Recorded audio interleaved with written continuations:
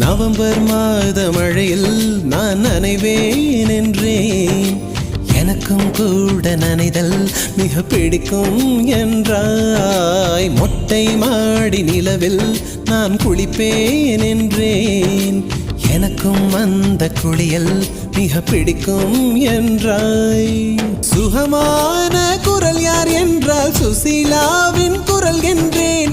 எனக்கும் அந்த குரலில் ஏதோ மயக்கம் என நீ சொன்னாய். கண்கள் மூடிய புத்தர் சிலை என் கனவில் வருவது பிடிக்கும் என்றேன். தயக்கம் என்பது சிறிதுமின்றி அது எனக்கும் எனக்கும் தான் பிடிக்கும் என்றாய். அடி உனக்கும் உனக்கும் எல்லாம் பிடிக்க என்னை ஏன் பிடிக்காதென்றாய்.